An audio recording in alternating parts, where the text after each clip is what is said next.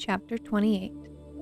Then Isaac called Jacob and blessed him and directed him, "You must not take a wife from the Canaanite women. Arise, go to Patriarchs, to the house of Bethuel, your mother's father, and take as your wife from there one of the daughters of Laban, your mother's brother. God Almighty bless you and make you fruitful and multiply you, that you may become a company of peoples. And he gave the blessing of Abraham to you and to your offspring with you, that you may take possession of the land of your sojournings that God gave to Abraham." Thus Isaac sent Jacob away, and he went to Patriarchs to Laban, the son of Bethuel, the Aramean, the brother of Rebekah, Jacob's and Esau's mother. Now Esau saw that Isaac had blessed Jacob, and sent him away to Patriarchs to take a wife from there, and that as he blessed him he directed him, "You must not take a wife from the Canaanite women," and that Jacob had obeyed his father and his mother and gone to Patriarchs. So when Esau saw that the Canaanite women did not please Isaac his father, Esau went to Ishmael and took as his wife, besides the wives he had, Mahalath, the daughter of Ishmael, Abraham's son, the sister of Nebaioth. Jacob left Beersheba and went towards Haran. And he came to a certain place and stayed there that night because the sun had set. Taking one of the stones of the place, he put it under his head and lay down in the place to sleep. And he dreamed, and behold, there was a ladder set up on the earth, and the top of it reached to heaven. And behold, the angels of God were ascending and descending on it. And behold, the Lord stood above it and said, "I am the Lord, the God of Abraham your father, and the God of Isaac. The land on which you lie I will give to you and to your offspring. Your offspring shall be like the dust of the earth, and you shall spread abroad to the west, and to the east, and to the north, and to the south. And in you and your offspring shall all the families of the earth be blessed. Behold, I am with you, and will keep you wherever you go.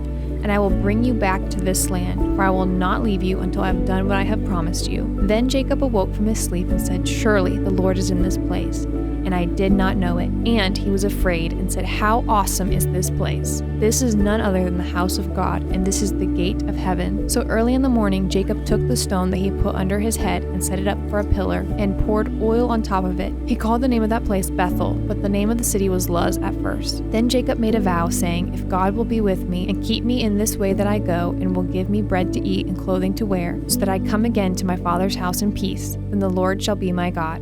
And this stone, which I have set up for a pillar, shall be God's house, and all that you give me, I will give a full tenth to you." Chapter 29. Then Jacob went on his journey and came to the land of the people of the east. As he looked, he saw a well in the field, and behold, 3 flocks of sheep laying beside it. For out of the well the flocks were watered. The stone on the well's mouth was large, and when all the flocks were gathered there, the shepherds would roll the stone from the mouth of the well, and water the sheep, and put the stone back in its place over the mouth of the well. Jacob said to them, "My brothers, where do you come from?" They said, "We are from Haran." He said to them, "Do you know Laban, the son of Nahor?" And they said, "We know him." He said to them, "Is it well with him?" They said, "It is well, and see, Rachel, his daughter, is coming with the sheep." He said, "Behold, it is still high day. It is not time for the livestock to be gathered together. Water the sheep and go pasture them." But they said, "We cannot until all the flocks are gathered together, and the stone is rolled from the mouth of the well. Then we water the sheep." While he was still speaking with them, Rachel came with her father's sheep, for she was a shepherdess. Now as soon as Jacob saw Rachel, the daughter of Laban his mother's brother, and the sheep of Laban his mother's brother, Jacob came near and rolled the stone from the well's mouth and watered the flock of Laban his mother's brother. Then Jacob kissed Rachel and wept aloud. And Jacob told Rachel that he was her father's kinsman, and that he was Rebekah's son. And she ran and told her father. As soon as Laban heard the news about Jacob, his sister's son, he ran to meet him and embraced him and kissed him and brought him to his house. Jacob told Laban all these things, and Laban said to him, "Surely you are my bone and my flesh," and he stayed with him a month. Then Laban said to Jacob, "Because you are my kinsman, should you therefore serve me for nothing? Tell me, what should your wages be?" Now Laban had 2 daughters. The name of the older was Leah, and the name of the younger was Rachel. Leah's eyes were weak, but Rachel was beautiful in form and appearance. Jacob loved Rachel, and he said, "I will serve you 7 years for your younger daughter Rachel." Laban said, "It is better that I give her to you than that I should give her to any other man. Stay with me."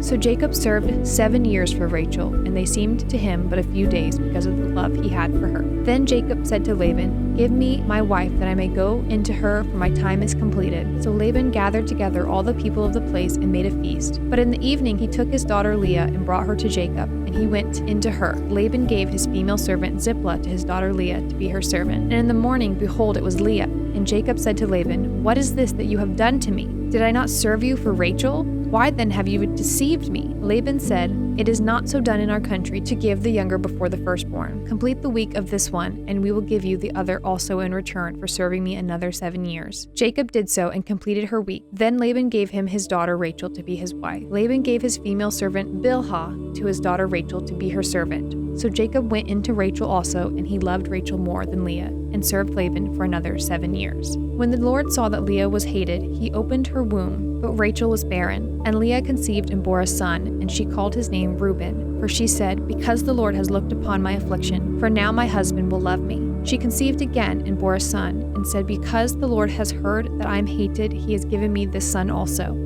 And she called his name Simon. Again she conceived and bore a son, and said, "Now this time my husband will be attached to me, because I have bore him 3 sons.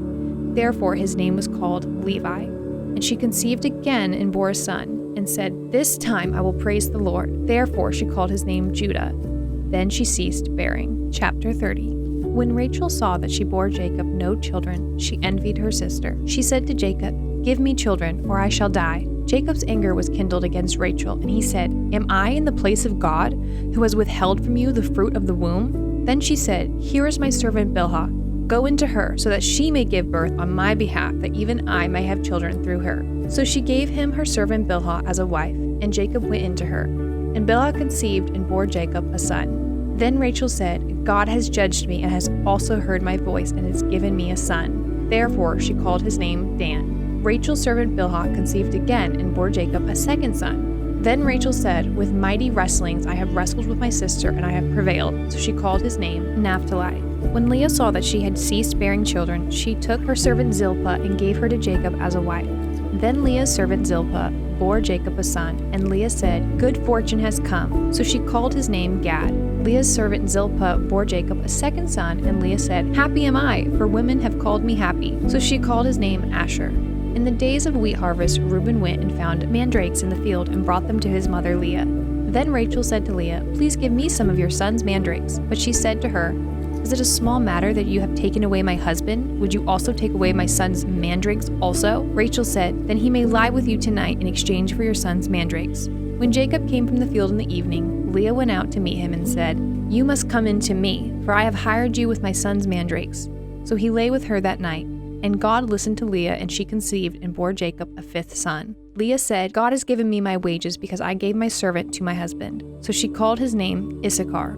And Leah conceived again, and she bore Jacob a 6th son. Then Leah said, "God has endowed me with a good endowment. Now my husband will honor me because I have bore him 6 sons." So she called his name Zebulun. Afterward she bore a daughter and called her name Dinah. Then God remembered Rachel, and God listened to her and opened her womb. She conceived and bore a son, and said, "God has taken away my reproach." And she called his name Joseph, saying, "May the Lord add to me another son." As soon as Rachel had bore Joseph, Jacob said to Laban, "Send me away, that I may go to my own home and country. Give me my wives and my children, for whom I have served you, that I may go, for you know the service that I have given you." But Laban said to him, "If I have found favor in your sight, I have learned by divination that the Lord has blessed me because of you. Name your wages, and I will give it." Jacob said to him, "You yourself know how I have served you, and how your livestock have fared with me. For you had little before I came, and it has increased abundantly. And the Lord has blessed you wherever I turned. But now, when shall I provide for my own household also?" He said, "What shall I give you?" Jacob said, "You shall not give me anything. If you will do this for me, I will again pasture your flock and keep it. Let me pass through all the flock today, removing from it every speckled and spotted sheep and every black lamb, and the spotted and the speckled among the goats, and they shall be my wages. So my honesty will answer for the latter. When you come to look into my wages with you, every one that is not speckled and spotted among the goat and black among the lambs, if found with me, shall be counted stolen." Laban said, "Good, let it be as you have said." But that day Laban removed the male goats that were striped and spotted, and all the female goats that were speckled and spotted, every one that had white on it, and every lamb that was black, and put them in charge of his sons. And he set a distance of 3 days' journey between himself and Jacob pastured the rest of Laban's flock. Then Jacob took fresh sticks of poplar and almond and plane trees, and peeled white streaks in them, exposing the white of the sticks. He set the sticks that he had peeled in front of the flocks in the troughs, that is, the watering places, where the flocks came to drink. And since they breed when they came to drink, the flocks bred in front of the sticks, and so the flocks brought forth striped, speckled, and spotted. And Jacob separated the lambs and set the faces of the flock toward the striped and all the black in the flock of Laban. He put his own droves apart and did not put them with Laban's flock. Whenever the stronger of the flock were breeding, Jacob would lay the sticks in the troughs before the eyes of the flock that they might breed among the sticks. But for the feebler of the flock he would not lay them there.